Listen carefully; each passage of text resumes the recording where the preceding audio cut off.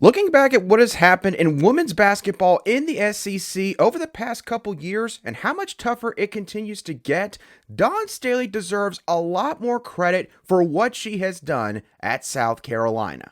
You are Locked On Gamecocks, your daily podcast on the South Carolina Gamecocks, part of the Locked On Podcast Network, your team every day.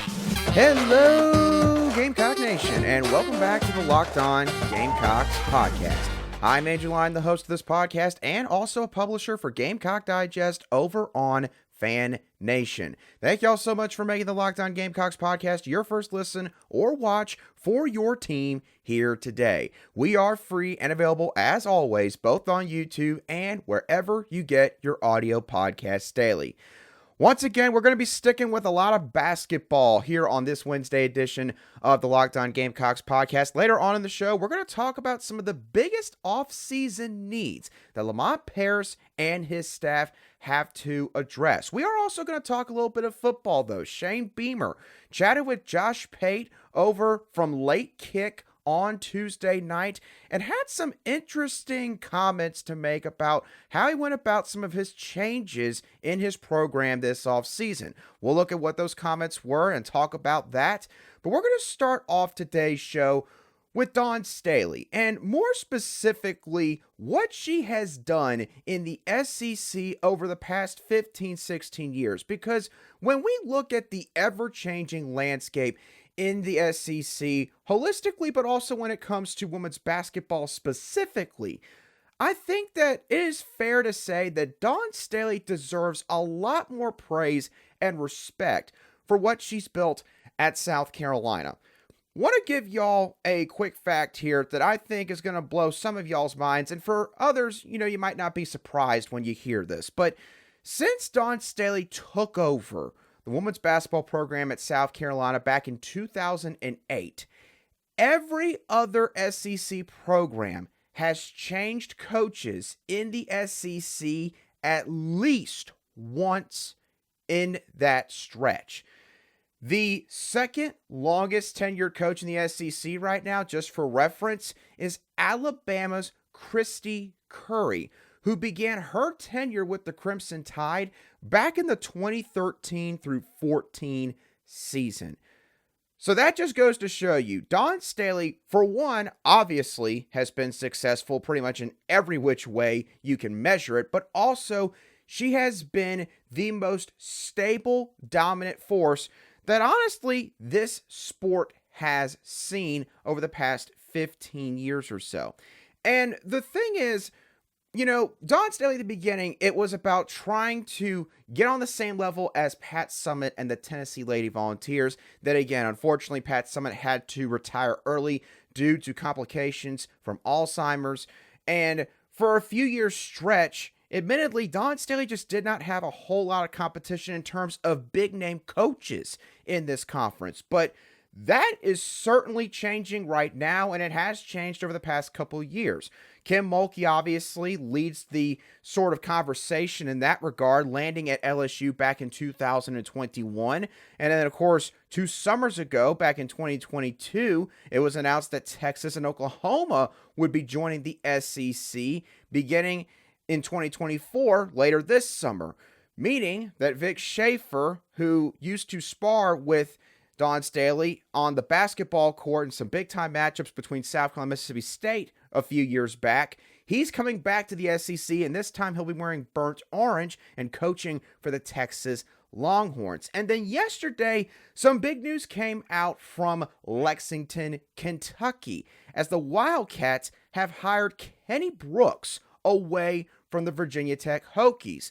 Kenny Brooks led the Hokies to their first ever Final Four appearance in school history back in 2023, has been a very successful coach there and also at his alma mater, James Madison.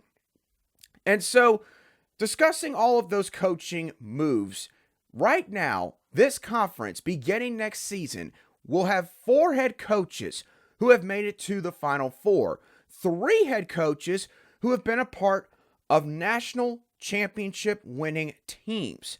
Obviously, Dawn Staley, Kim Mulkey, And then the third coach there is Vic Schaefer. Now, he wasn't the head coach of that program, but he was the associate head coach at Texas A&M, working under Gary Blair back in 2011 when the Aggies won it all. So the point that I'm getting at here is this.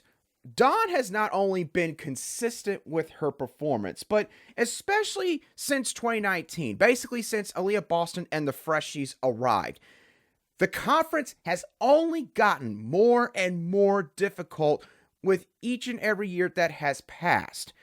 And yet Dawn continues to not just be the top dog, basically, in this conference, but somehow manage to find new levels of success here at South Carolina.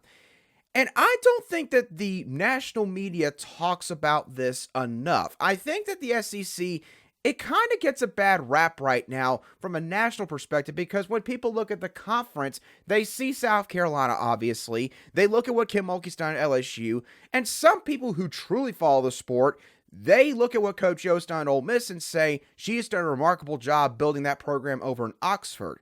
But they kind of look at the conference as a bit top heavy. You know, there's not maybe a bunch of competitive depth.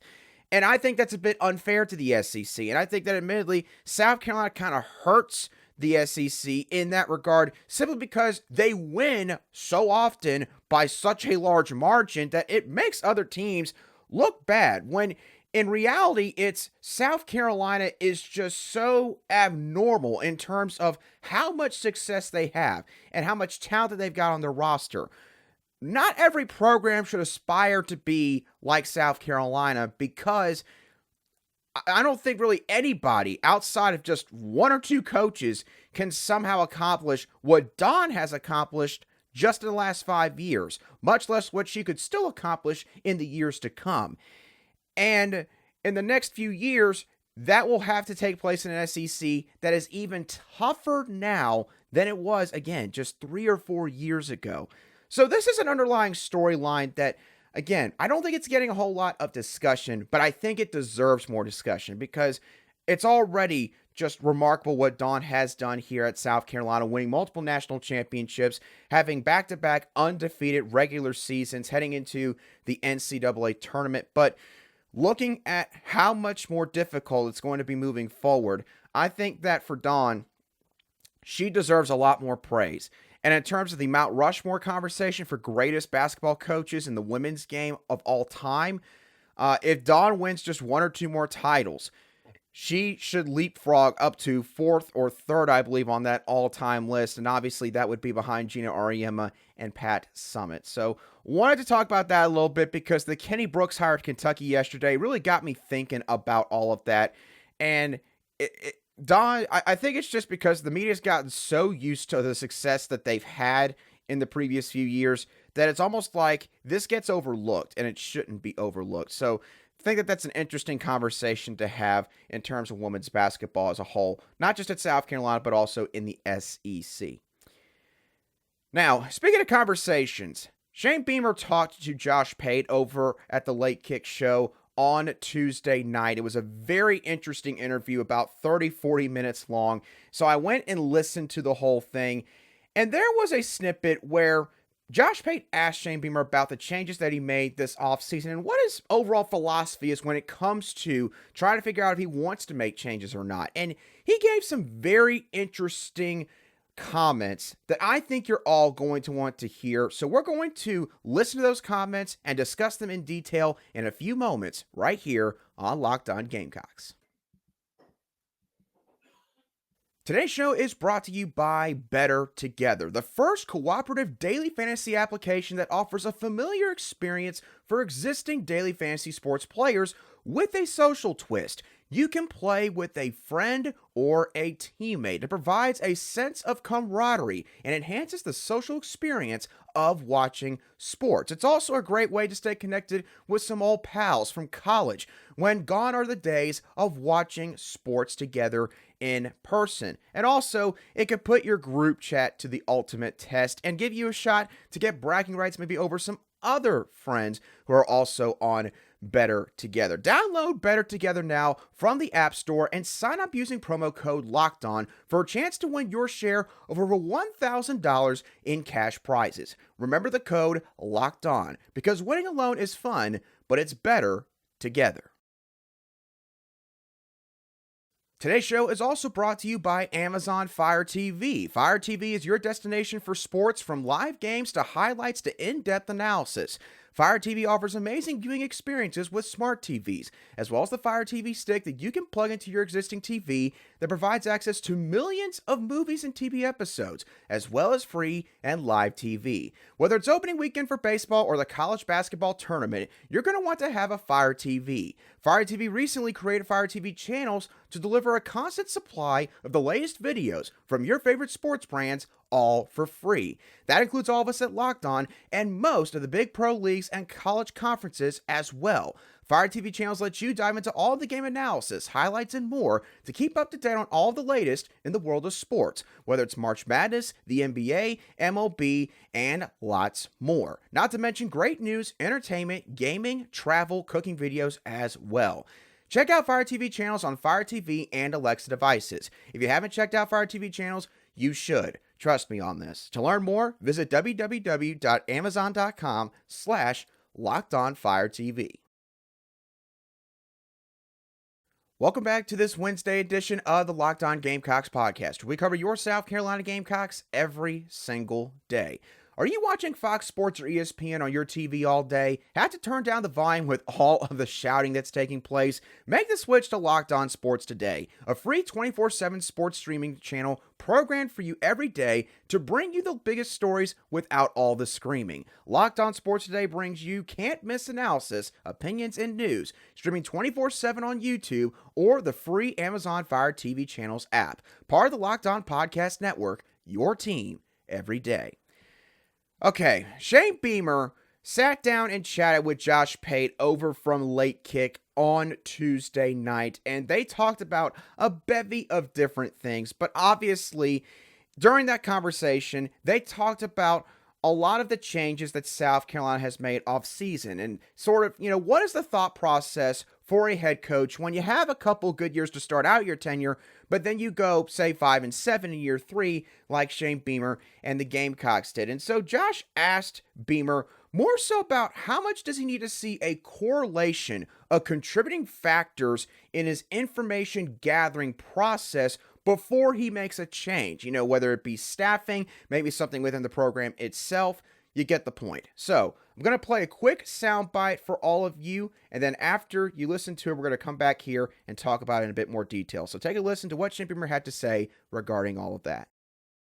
So for me, it was very much, okay, Shane, let's look at the big picture, the last 3 seasons. And obviously the most recent season wasn't good enough, but let's look at the big picture of what we've done. And for me, it's talking to a lot of people. I'm probably too slow at times. I'm very thorough when it comes to making a decision, whether it be a staff member or whatever we're doing in the program, and want to hear different ideas. And I talk to our players. At the end of the season, I really wanted to get their thoughts on stuff, and essentially just had them kind of give me feedback on every single area of the program. And kind of like a lot of stuff is in the news about the NFLPA surveys on all the NFL teams, and we did something similar even before that. Just I wanted to hear their thoughts on what we're doing in nutrition, on what we're doing on team travel the day before the game, our schedule, coaching, the weight room, training room, equipment room, just areas of concern, things that we can be better at. So gathered all their thoughts, and then kind of sit back and look at the big picture and say, okay, what do we need to do to be better going forward? And sometimes that's making a change, which we did in some instances, and sometimes that's continuing to do what we've been doing, but let's find a way to be even better. And there was a lot of soul searching throughout our building and all departments this year about, okay, we weren't good enough. And we've kind of talked about it as a team this year, that everything that we do this season, it's personal, it's personal accountability. Okay, so a few takeaways from this soundbite here of Shane Beamer talking about his thoughts on making changes this offseason with Josh Pate over at Late Kick. The first thing that I want to talk about is I think that if you're a fan of South Carolina's football program, you got to appreciate the self-awareness that Shane Beamer has regarding how long it takes for him to make changes. And I know that, especially back in December when fans largely anticipated changes being made, a lot of people were sort of thinking that the changes were going to be made very quickly. You know, it would happen within a week or two because you're kind of used to seeing that for the most part in college football. But Shane Beamer did not do that. As a matter of fact, his first coaching changes did not take place until early to mid-January, a full month after the season had pretty much ended for South Carolina. And so, even if you don't like it, I think that you have to appreciate the fact that, Shane Beamer is at least honest in that regard when he admits that, he's probably too slow at times, or the way that he quickly changed it was very thorough when it came to making a decision regarding all of that. The second takeaway that I have from this answer that Shane Beamer gave is I think that him involving the players in the decision-making process, I think that that was a great decision. In terms of coaching, whenever you are trying to sort of manage your program, there are a couple ways that you can go about it in a very generic way. One is you could pretty much say, I'm sitting in this chair for a reason. I was hired in this position for a reason. And so you could pretty much say that you're going to have the final say, really truthfully, no matter what the circumstances are. Or you can take input from other people within the program, realize that maybe sometimes you don't have the best idea of what all is going on in certain facets. And maybe the best way to kind of get an idea of what truly has been happening is by talking to people who are more involved with that aspect of the program than you are. And so, whether it was nutrition or strength conditioning, Shane Beamer, as he said there, talked to his players and wanted to hear their thoughts, whether it was good or probably, in some cases, maybe it was stuff he didn't exactly want to hear, but he needed to hear from his players. And really isn't a massive surprise. It's more so affirmation of the fact that Shane Beamer is a player's coach. And that means that Shane Beamer, he is going to treat his players, like everybody else, in the sense that he is going to involve them. He doesn't want there to be some sort of, easily recognizable barrier between him and the coaching staff and his players, in the sense where you guys just go out there and make plays on the football field and you leave all the decisions that have to be made off the field to me and my staff. He doesn't go about it that way. And I think that that is great. And I think that that's a reason why a lot of players love playing for Shane Beamer, because he treats them differently than a lot of the coaches maybe would in those circumstances. And then the last thing I want to mention real quick, and this goes back to taking input. The fact that Shane talks to people outside of the program, again, this is why, say, a Dabo Swinney at Clemson has struggled in the past few years. Because what happens is this: you get a taste of success to a certain level. For South Carolina, it was going from 2 wins to 7 wins in year one, then going to 8 wins in year two, and getting 2 wins over college football playoff contenders in Tennessee and Clemson. When that happens, you can basically decide that, again, you know what's best for your program, and clearly what you've got going on is something that you created. And so why involve other people from outside of your program? Why maybe, just ask for advice? Dabo reached that point at Clemson the past couple years. It's very clear that he basically thought that he built the program up there to a certain point where he didn't have to go and get guys from outside the program. He could sort of stay within Clemson's walls when it came to staff promotions and, gathering ideas. And clearly that has hurt them a great deal in the past couple years. That's come to the forefront. Shane Beamer is not going about it the same way. Now, again, Shane Beamer hasn't won multiple national titles, so you could say the comparison there maybe is not apt for this conversation, but I think that, again, that is commendable of Shane Beamer, that he is not just talking to people within his building. He's not just talking to his players. He's talking to people that don't even walk in his building, probably ever, but people that he knows, people that he trusts, and people whose opinions he values. So does that mean it's all going to work out for Shane Beamer at the end of the day? No, it doesn't. And I understand that. But I think that if you're a fan, you got to at least have some optimism when you hear all of this from Shane Beamer, and the fact that he recognized that, look, some stuff needed to change, right? And sure, maybe it doesn't happen quite on the timeline that most people want him to abide by, but, he does take these concerns seriously, and he just tries to make sure that he gets as much information as possible before he makes a final call. So I thought that it was a great answer that Shane Beamer gave in this regard, and again, highly recommend you go check out the rest of that interview if you haven't already. Now, we're going to go back to basketball for a few minutes to end today's show, and we're going to talk about Lamont Paris and what his staff has to address in terms of needs for his team this offseason. We'll dive into that in a few moments right here on Locked On Gamecocks. Today's show and this week's March Madness Bracket Highlight is brought to you by our friends at Nissan. Each week, we're picking one team that stands out, a team that's pushed it further than the rest. Just like any of the all-new 2024 Nissan SUVs, these guys are able to take it to the next level. The Yukon Huskies can only be described as an armada. This one seed is as hardcore as it gets out there, so it's no wonder they secured a spot in the Sweet 16 this Thursday against San Diego State in the NCAA tournament. They're a favorite picked by many to make a run for a championship. Take the Nissan Rogue, Nissan Pathfinder, or Nissan Armada and go find your next big adventure. Shop NissanUSA.com. Today's show is brought to you by eBay Motors. Passion, drive, and patience is what brings home the winning trophy and also what keeps your ride or die alive. eBay Motors has everything you need to maintain your vehicle and level it up to peak performance. From superchargers, roof racks, exhaust kits, and LED headlights, whether into speed, power, or style, eBay Motors has got you covered. With over 122 million parts for your number one ride or die, you always find exactly what you're looking for. And with eBay Guaranteed Fit, your part is guaranteed to fit your ride every time or your money back. Because with eBay Motors, you're burning rubber, not cash. With all the parts you need at the prices you want, it's easy to turn your car into the MVP and bring home that win. Keep your ride or die alive at ebaymotors.com. Eligible items only, exclusions apply. eBay Guaranteed Fit is only available to U.S. customers. Welcome back to today's edition of the Locked On Gamecocks podcast, where we cover your team every single day in just 30 minutes.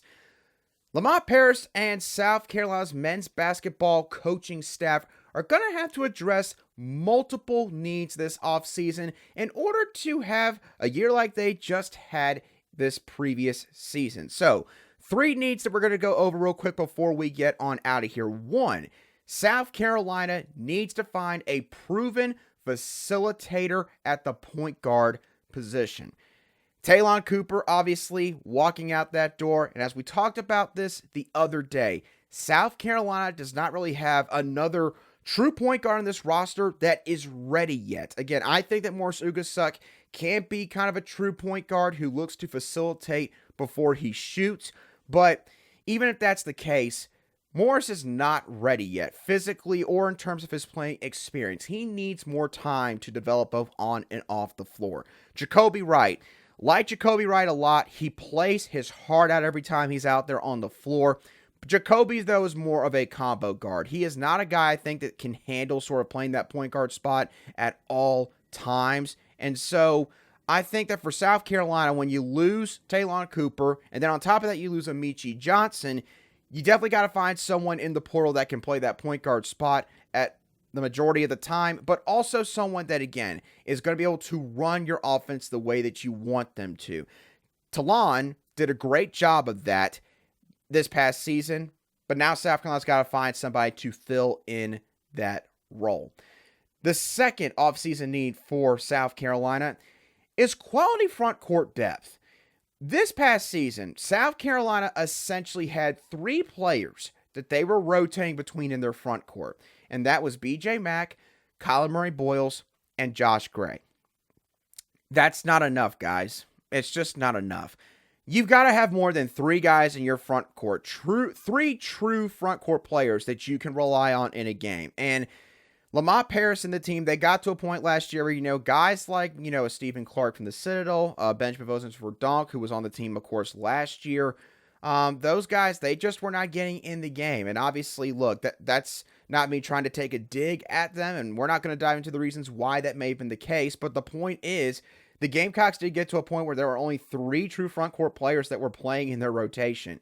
And you got to have more than that, especially when you're playing in the SEC, a league that is very physical. And also, once you get to the NCAA tournament, and unfortunately, N'Faly Dante and the Oregon Ducks exposed that for South Carolina. So no matter who you get to start alongside Colin Murray-Boyles this next year, you've got to find another guy. If Josh Gray comes back, great. You have got a solid, experienced person at the 5 spot that can rotate in for you, but you got to have someone else behind them. So maybe that is Hayden from Greenville, one of South Carolina's 2024 commits.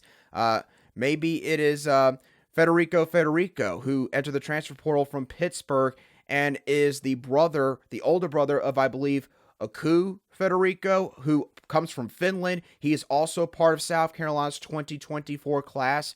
That could be an intriguing option out of the portal. But nonetheless, you have got to find more guys at that 4 and 5 spot. You can't just be rotating between 3 guys when you get to February or March this time around next year. That cannot happen. You got to have some better quality depth in that regard. The last offseason need that Lamont Paris and this team need to address is finding a shot creator. South Carolina, in all honesty, they did not have a shot creator this past season. And look, that does not mean that you have to have a guy like that if you want to win a title. Heck, South Carolina was competing for a regular season title with 2 games remaining in the regular season. And that is unreal. The fact that they even got to that point. And they didn't have a guy like a Gigi Jackson on their roster. But Meechie Johnson, for as good as he is, I wouldn't say he's a shot creator. Colin Murray-Boyles, for as good as he is, and he's going to play in the NBA one day, I would not exactly say that he is a shot creator. I think you got to find somebody, even if it's just someone at the 3-point line that can drive to the basket, maybe not even a 3-level scorer. I think you need to have someone that can create their own shot in a bevy of different ways.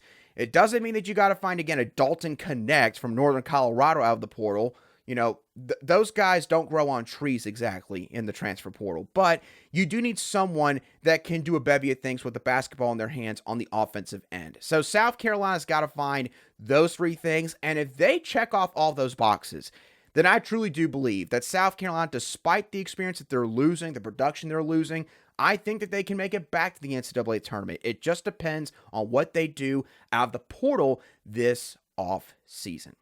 With that being said, that's going to do it for today's edition of the Locked On Gamecocks podcast. I hope y'all thoroughly enjoyed today's show. As always, what are y'all's thoughts on what Dawn Staley has done at South Carolina in the SEC specifically the past few years? Her consistency and how she continues to do well despite the increasing competition in this league. What are your thoughts on what Shane Beamer had to say about his thought process behind the changes that he made this offseason? And lastly, what do you think the biggest offseason needs are from Lamont Paris and the men's basketball team?